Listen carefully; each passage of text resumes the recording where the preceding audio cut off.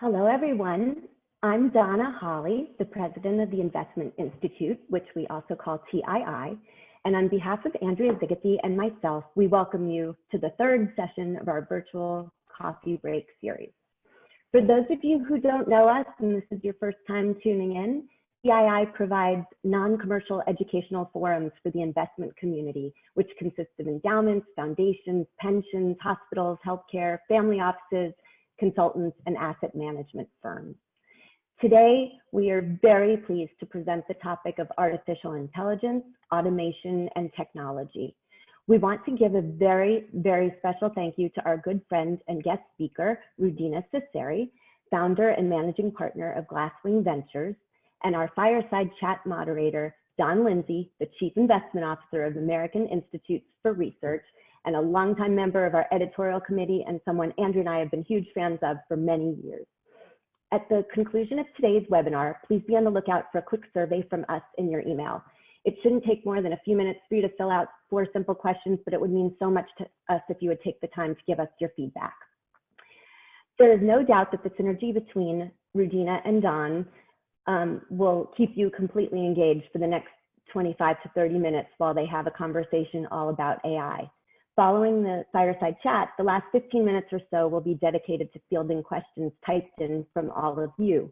So at this time, please take a moment to locate the Q&A button on your Zoom screen. We encourage you to type in your questions as soon as you think of them throughout the program, and we'll do our best to cover them during the session. One quick little note, please use the Q&A feature. We're not going to be using the chat feature at all today, so keep it to Q&A so that we can see all of the comments in one place on our end. And with that, thank you so much. We're so glad you're here. To Don Lindsey.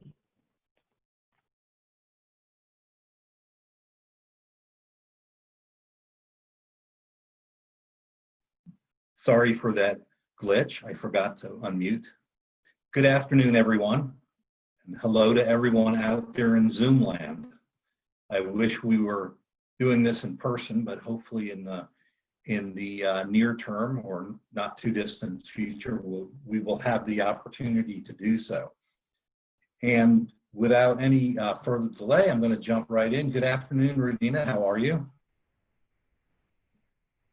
I am well, thank you, Don. I'm glad to be here virtually. Great. So we have a great topic that probably go on for a lot longer than the time frame that's been allocated, but we're going to jump right in. So we're going to jump right in with some questions. So unlike many previous technological breakthroughs, artificial intelligence is not something we can necessarily physically hold in our hands or describe by its component parts. So could you give us a working definition of artificial intelligence?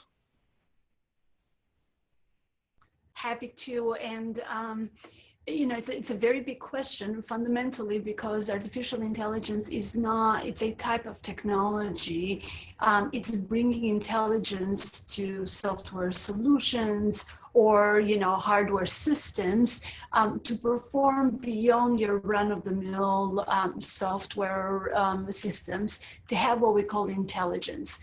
Now, AI is an overblown term, in part because the expectations for what it will deliver over the next, you know, many decades to come are quite high. When we speak about AI in the current framework, we are talking about AI embedded in products, or as the lingo goes, narrow or applied AI.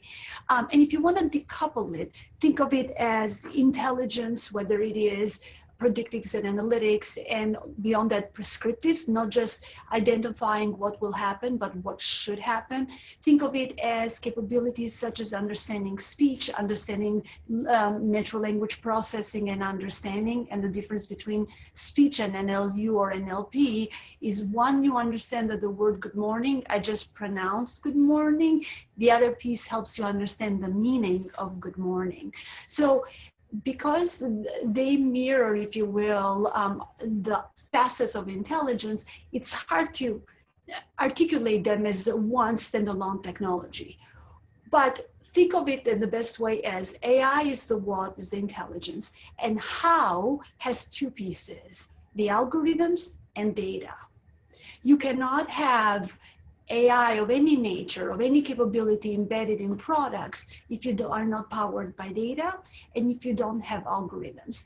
And if you wonder why talk about AI today and why the term and the adoption of technology today is all pervasive, whether it is on the consumer or the enterprise B2B cybersecurity and other facets, it's because of what we've seen happen. Three factors, three drivers. One, computing power continues to increase while costs are coming down. So think of it as an enabler, driver. You can produce more data, you can process more, and the cost of doing so is getting cheaper and cheaper.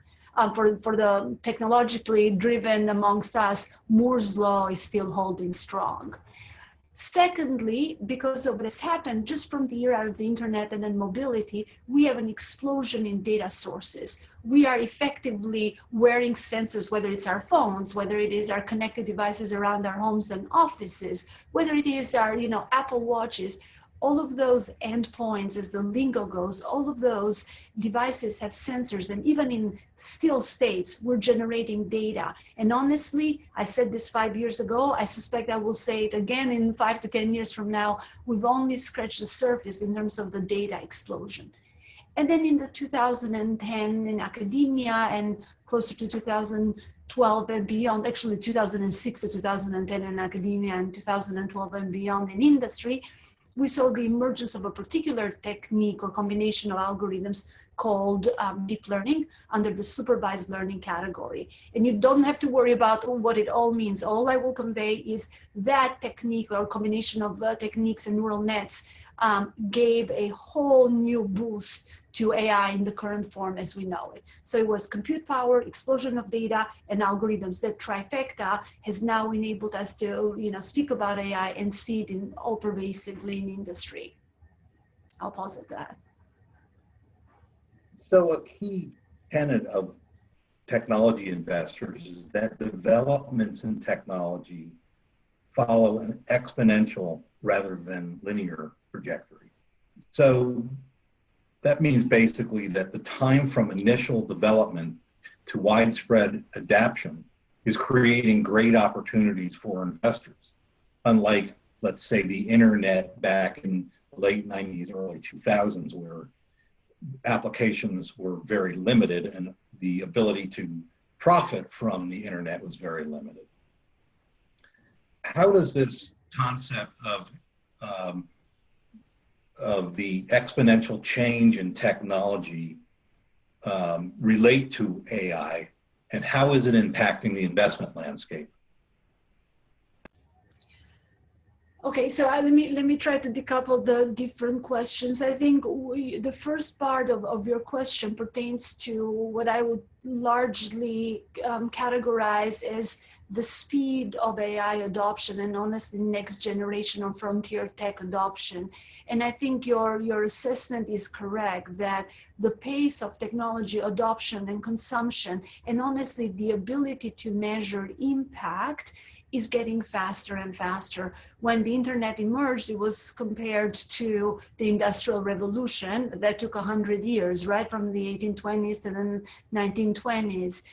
The internet became all pervasive, one could argue, within 10 to 20 years. Mobility, we saw a faster rate of adoption, right? We went from flip phones to smartphones, but we're all operating in an environment, you can argue 5 to 10 years, closer to 7.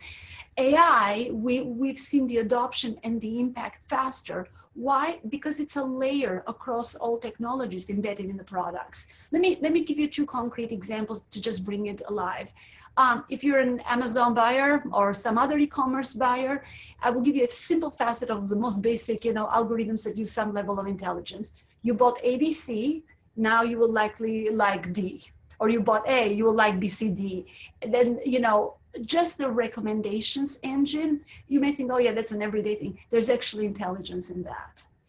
Movie recommendation, anything that you're interacting with, there is intelligence purely on a consumer capacity. If you look at it from a what I operate in, which is investing in early stage, B2B enterprise and cybersecurity companies that are leveraging AI in the product, you look at the impact that these companies and AI are having in driving productivity, in bringing down costs. So there is a portfolio company called Chaos Search, again, in the interest of full disclosure, is an investment of ours. What they are doing is they're bringing down the cost of storing data in the cloud. So for leveling, everyone knows that there isn't a big enterprise that's not going through the digital transformation. And that's lingo for, we have a lot of data, it's an asset, we need to leverage it. The problem is it's incredibly expensive. So as they move the data to the cloud, they're trying to figure out mechanisms to leverage machine learning to optimize. In the case of Chaos Search, what they're doing is they're taking data that otherwise would be in a part of the cloud that's called cold storage. They would be utterly inaccessible, and leveraging all sorts of ML techniques to actually optimize the accessibility there on top of other features that they're building, such that you get access to your data 24/7 at an order of magnitude the speed faster than you would otherwise do, and a fraction of the cost. So the argument, if you notice, that I made was a cheaper, better, faster argument. The enabling factor, or the layer underneath it, there are facets of ML and narrow AI. Does that make sense? It does. Can you give us some more examples of daily applications of AI that are for consumers? You mentioned the suggestion function on Amazon, which we're all very familiar with. What are some others? I will give you one that it's top of mind from this morning, and it's highly impactful, but also a bit humorous. We all know in the current environment, one of the facets that has been largely impacted, especially in the, at the beginning of Q1, has been supply chain globally. So a lot of supply chain companies and manufacturing facilities have had to optimize on the inventory side. I'm thinking of a particular company where they are leveraging AI to help the manufacturing facilities literally optimize their production and non-production parts inventory, such that, just for perspective, they have the data, they have the parts that they need for production. They don't know they have them. They have them on some old SAP system. They're managing them on Excel. So here come these guys with a solution that basically takes their data, cleans it, harmonizes it, and then it's not just predictive to tell them, hey, if you want to produce XYZ, this is what you need. It is prescriptive that says, if you're trying to achieve the following goals, this is how you get there. And for perspective, to just get a sense of the impact, they've been helping their customers, in particular thinking of a customer that has paper products. They're helping their customers remain in full production and above during COVID, particularly around toilet paper, which is why I said it's a bit humorous. We all know it's been hard to find toilet paper in the current environment in the supermarkets. So by leveraging machine learning and AI to optimize, they've helped this particular customer not only remain in production full capacity, but hit 125% of production capacity and stay live, while the parts were delayed from Asia and other places of the world, purely by driving optimization. In fact, they measured that in the first 90 days of optimizing for this customer, it's a very big customer, they saved them $30 million in costs and just in ROI delivery. So while that's a B2B case, it's also an instance of consumers benefiting. The everyday, honestly, think of Siri. Think of facets that you interact with some of your car engine recommendations. Waze. If you're using Waze, there is ML in Waze because it's optimizing real time, taking data and optimizing real time, not for distance, but for traffic. It's optimizing for time. And while I don't have the details of which techniques Waze is using, I'll venture to say they're probably doing unsupervised learning, where they're actually as a technique, where they're actually letting the machine optimize again for time and speed of arrival, not for distance. So I'm going to stick for a minute on the all-pervasive topic of COVID-19. It's created an instantaneous and mandated move to a distributed workforce, and also these remote conference sessions that we're attending today. And unfortunately, we're all developing Zoom fatigue to a certain extent. How can AI help with worker productivity? And this is a two-part question. Are there other AI applications that you see proliferating as a result of the pandemic?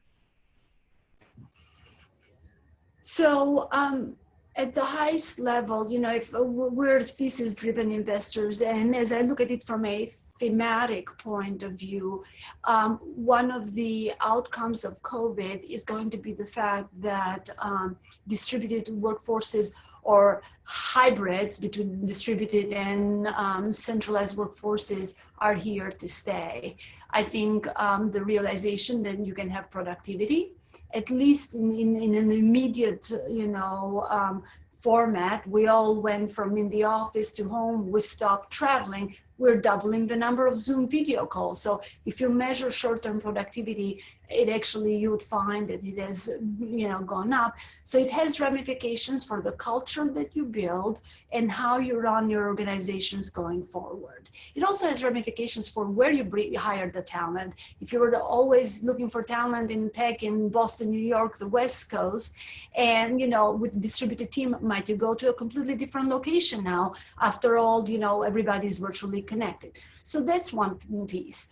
But with that emerging as a trend, and a trend that's here to stay, because again, it has cost ramifications, I think the next year of productivity tools will incorporate, and that's where ML and AI will play a role, will incorporate facets on how you can sustain productivity. How do you measure, for burnout?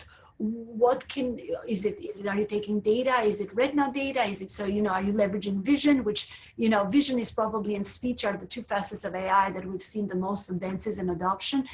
Are you collecting indicators there and then, translating them in different productivity tools? So imagine you have two developers, one is reacting differently than the other. How is their productivity being impacted? And what could the machine, as it is interacting with them, be doing to help them not burn out?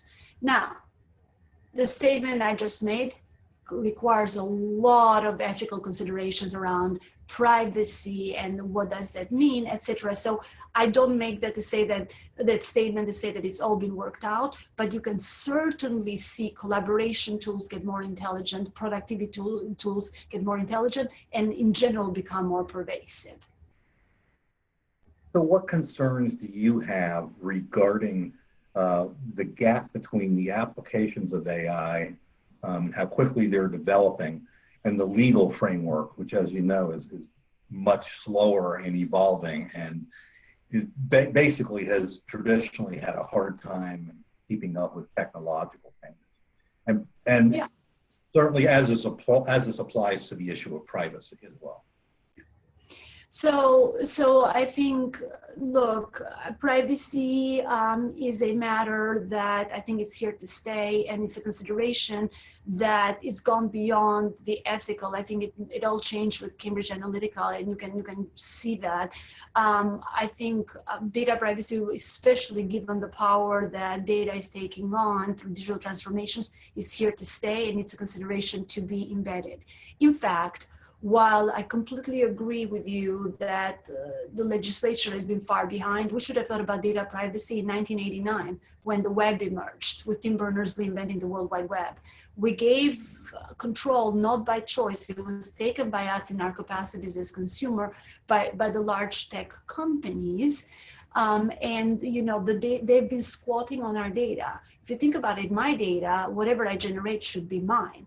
I am happy to give XYZ company access, not ownership of my data if I receive a service. For example, there is my data that's strapped on the calendar that says we're doing this session together, and in a normal world, perhaps there is an Uber or a Lyft that I need to take to the next meeting. There is absolutely no technological barrier for why my data from the calendar is not communicating with my data for the car pickup, for the car to be there exactly when I need it. What's happened is two things. The large tech companies have been squatting on our data and created walled gardens. In many ways, you know, your applications on your mobile phone and my mobile phone look very much like the Yahoo walled garden of the 1980s or 1990s, and they don't communicate with each other. So they're trapping our data for their aggregate benefit. While the biggest beneficiary of my own data would be me, especially if the applications could interact with each other. So one, to at least, you know, mitigate that, you've seen regulation with Europe having led the way with GDPR around privacy, and then California and the US with CCPA. And, you know, COVID has thrown a little bit of a curveball, but California, I think, had said that they're going to start, while it's kicking in as of June, i.e. starting next week, they're going to evaluate retroactively who's in violation rather, to January 1st. So that's something to keep in mind. Secondly, there is a whole wave of startups bubbling up that are actually trying to create an ecosystem that separates this notion of data ownership or data access and gives businesses and individuals who rightfully own their data the ability to do so and give you permission to use it and take the permission away as appropriate. So you'll see that groundswell. I've made an investment in a company called InWrap, co-founded by Tim Berners-Lee, who invented the World Wide Web, and John Bruce, one of the leading security guys out of IBM most recently. And they're working with large, you know, the military, the US military, NHS, and other places to exactly enable this world, because it also frees up new technology companies and apps to be created in a compliant manner. We do have one question from the audience, and encourage all of you to submit questions as we continue. But this particular question is, how will AI help us prepare for the next pandemic in high density populated areas? So it's a good thing that I do not know the person who posed the question, because one of our theses that we invest out of, so you know, I haven't coordinated in advance for the person, is what we call physical security. So, you know, shifting the attention to cybersecurity and physical security, we have the sophistication in cybersecurity, especially leveraging AI, to see when attacks are coming, to be offensive, to react, to, you know, look at patterns and make predictions and prescriptions, etc. The physical world in general, whether it is honestly going to a public event and a shooting happening and trying to manage the crowds, to the reality of reopening in a socially distant world, is far, far behind. So the way that AI can help is in a number of ways. One, it's around tracing. So tracing of movement, tracing of crowds, and where they're going, and ensuring that socially distance, frameworks around social distance are actually being followed. For example, there is a company out there called Armored Things. And what they're doing is they're working with schools, they're working with the big sports organizations and venues to help them from a data perspective manage crowds and manage flows of people and traffic. One, to be able to know where they are. Two, to do so in a way that they can actually certify that the 6 foot distance is being observed. Three, in an aggregate manner, so considerations around privacy are being observed. It's a very basic example, but Prime, and they're leveraging quite a bit of AI. It's a team, actually, the AI team, all 6 of them came out of Carbon Black, which is a cybersecurity company. Similarly, I think another facet to help with pandemics, albeit not necessarily exactly the question around density, I addressed that with Armored Things, is also in drug discovery. I think we're going to need to, and testing, and as this race for the vaccine comes about, I think wherever you have large data sets, ideally structured data sets, are prime targets for leveraging AI in a positive manner. Another question that just came in. How do you compare and evaluate generic AI technologies to industry-specific or purpose-built AI solutions like Canoe Intelligence? And how important is that intersection or embeddedness for capital allocators? It's core to my strategy. So I would, I would say it's very, very important. And why is because with any new technology, AI for the sake of AI, how do you quantify that? How do you monetize that? How do you create a business? I will oftentimes say that while we work very closely with MIT and have backed a number of founders, just brilliant minds, we will stay away from cool or awesome machine learning techniques in search of a problem. A lot harder to build a business where you have a technology but not an identified problem. So when I speak of applications, you've identified a problem in the market, and then you're leveraging AI at the highest level in the what, or embedded algorithms, ML powered with data as you're training them, the algorithms for higher performance to solve that problem. So that's exactly what I mean. And there is a inverse correlation. The more general, the ML, the algorithms are, the lower I think the performance for a particular purpose. The narrower the purpose, the higher the performance in that scenario. Having said that, think of it this way. How many people do you know, forget AI for a second, just run-of-the-mill software developers, how many people do you know who code from scratch, who start with a blank screen and start coding from scratch? I'll tell you right now, zero. Right, zero. You have web tools, all sorts of tools that can stand you up very fast.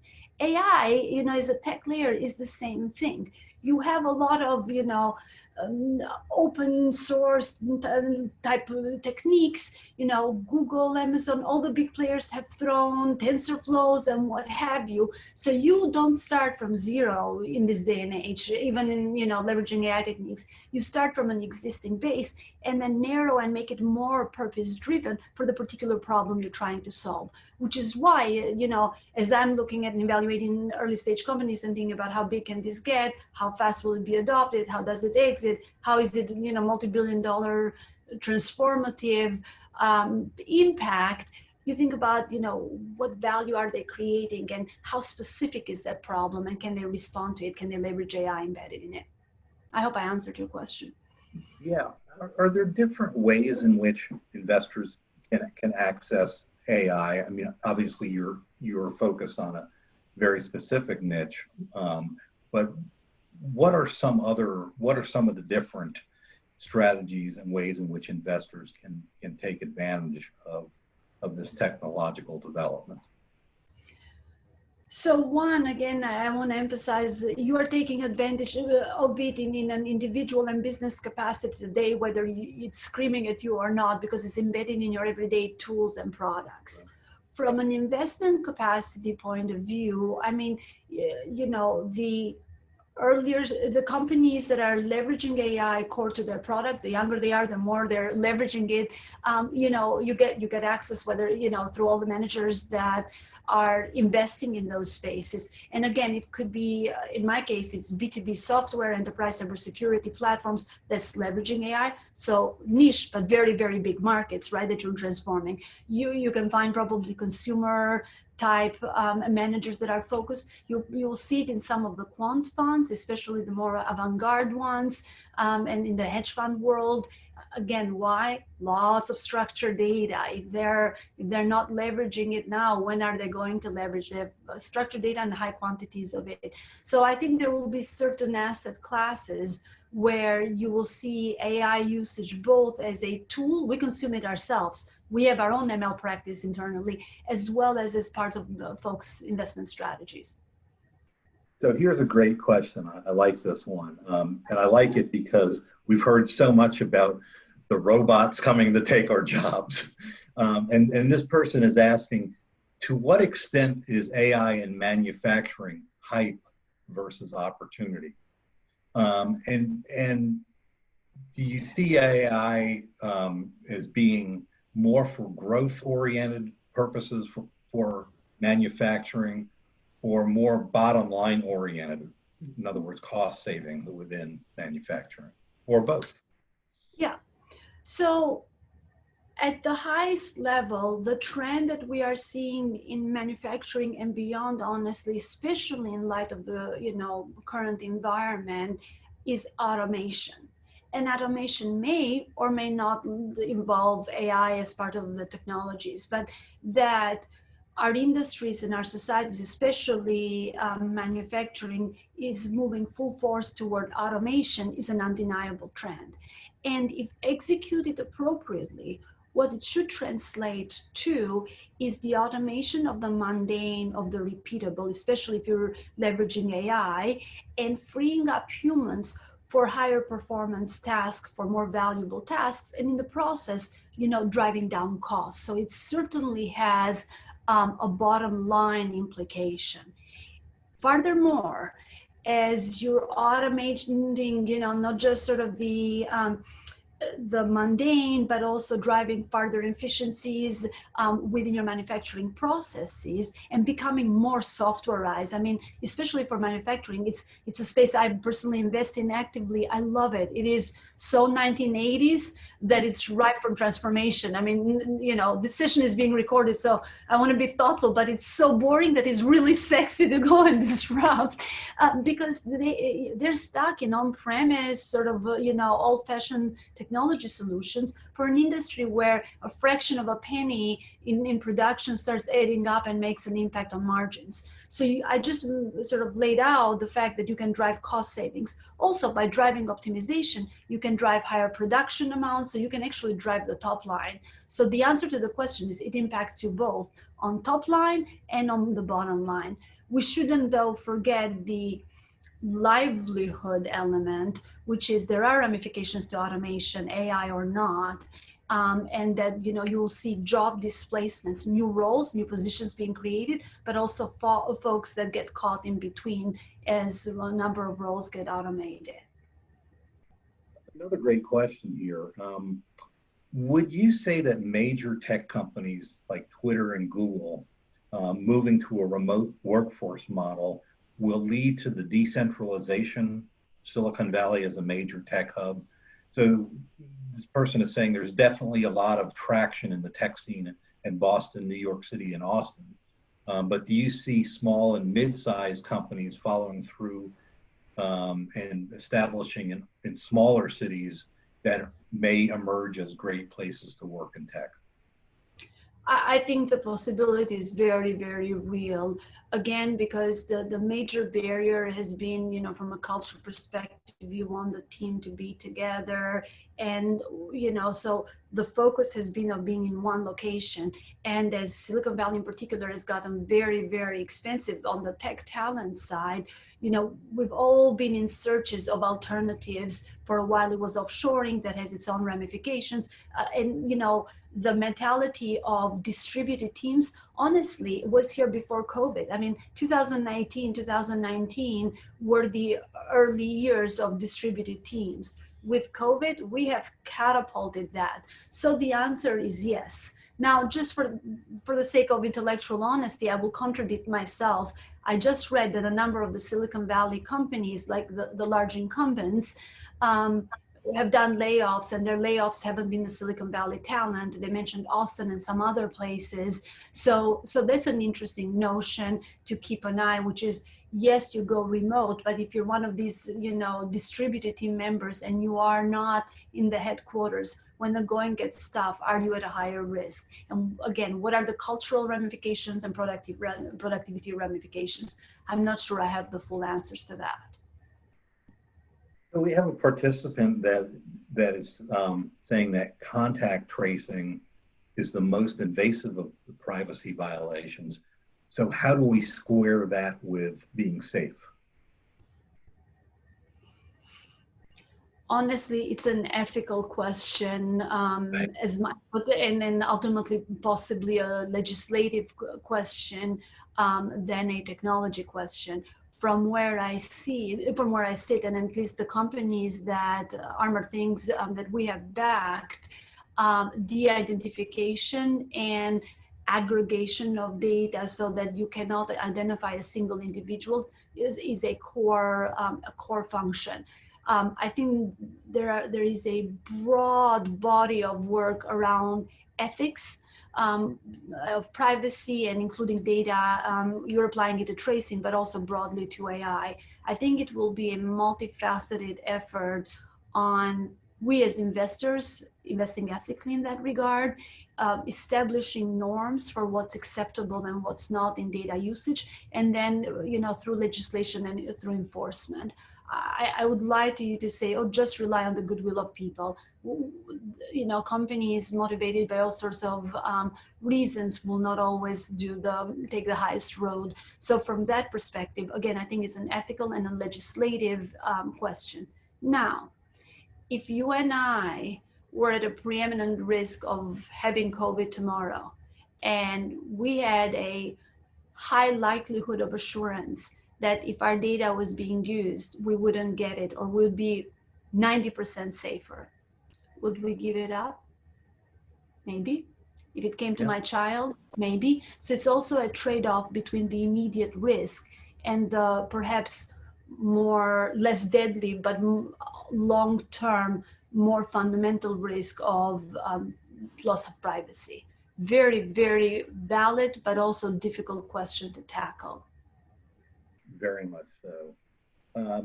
We have a question that is certainly germane to our professions.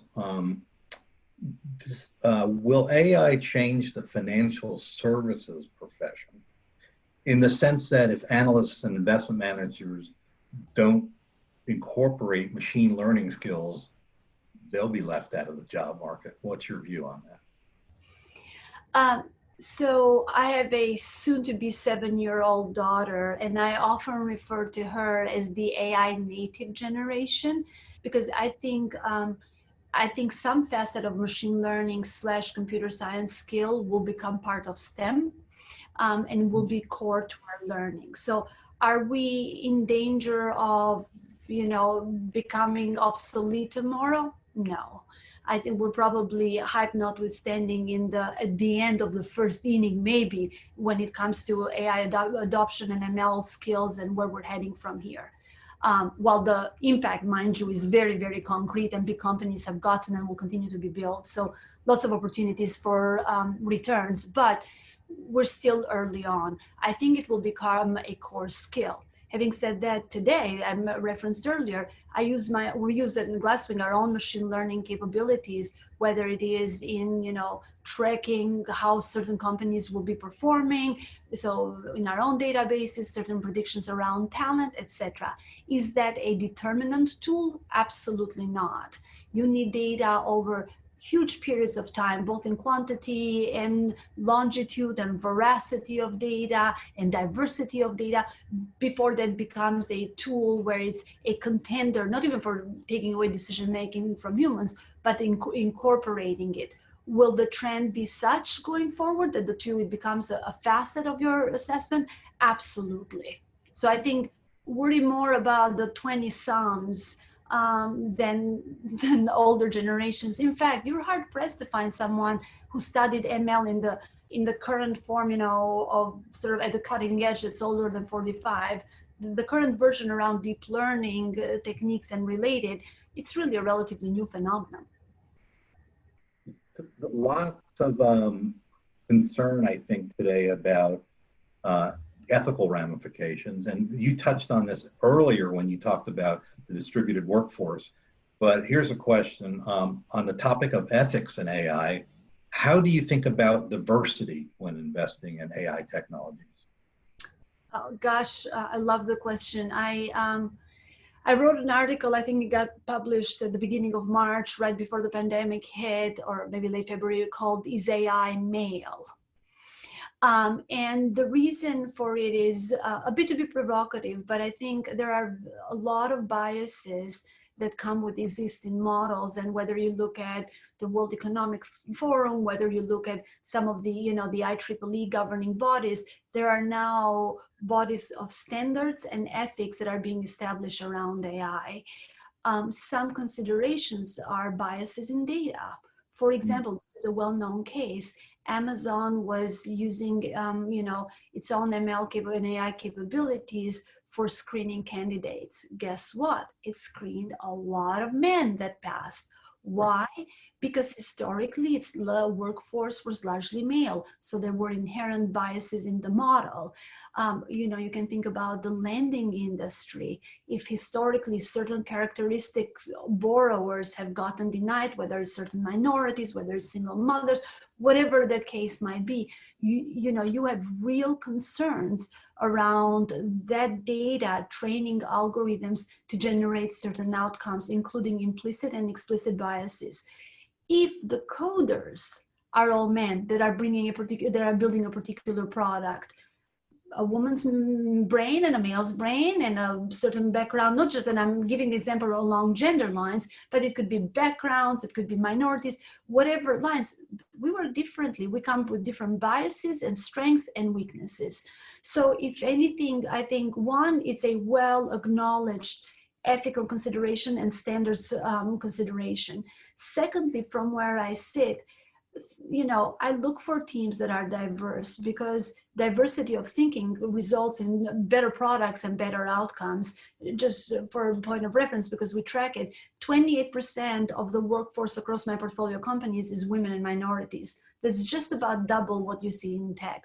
Why? Because we're cognizant of that, especially again, as we're looking for that alpha, for that edge with our companies and their execution. Excellent points. And Rudina, I think we're about out of time, but I really want to thank you for your excellent insights today. This has been fantastic. And again, I hope we can do it in the future, but in a live setting rather than virtual setting. So thank you again.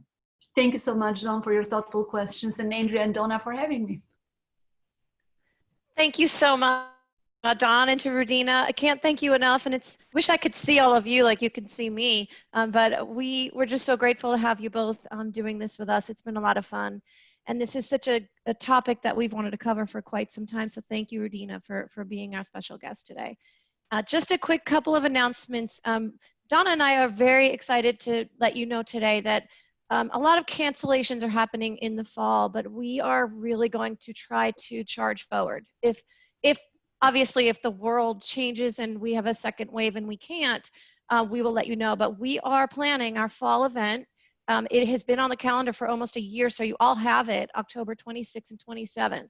And we are moving it. So we will no longer be in Atlanta, but we wanted to start a new concept called what we're calling open air forums. And this event, we just confirmed the Angus Barn. For those of you North Carolinians on the call, we're bringing it back home to an open concept where all the walls are retractable. We will do it in a safe way. There's over 10,000 feet inside, 10,000 feet outside tents, and all the walls come down, and we're just gonna have a lot of fun, break you up as much as we can. You can wave, you can scream, you can yell, you can say hello. We won't want you to hug. If you do, you do. I know that's the way our community usually is. So we're excited. We will send you more info. We will be renewing memberships for those of you interested. However, we have to take less than normal. So we have people right now that are confirmed members. We won't really be marketing much. We'll be going back to all of you who were members. And then if we have a couple of openings, we really can't take more than 200 people. We typically have 300. So we're excited about that.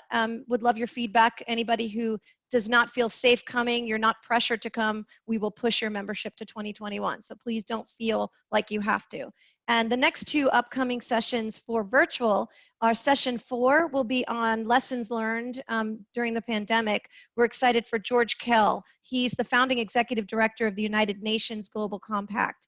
And he'll be moderated by a member of the editorial committee on the next call, June 11th at 2. And then the call after that will be June 25th at 2. And that'll be on post-COVID CIO discussion. And we are working with Impacts Asset Management, who's been awesome. And they've we're able to recruit the CIO of Gavi, which is the Global Alliance for Vaccines. So they will have their CEO, Ian Sim, moderate a session with Jean Shen. She's the CIO of Gavi. That should be really a great session, and we might add another CIO onto that call as well. Lastly, we have a lot of TII virtual meetups that have been going great. We've been oversubscribed. We can't take more than 10 per session. We've closed every one of them, so we've opened up a few more for any allocators on this call who has my email from last week and did get back to me. I'm going to hound you again today. It is going to be on June 23rd. We've reopened up a new one, and there's 2 spots left on June 9th. So I will follow up with an email, but I just wanted to say thank you again to Don, Rudina. Thanks for listening and joining us, and we can't wait to see you all. Be safe, stay healthy. Bye-bye.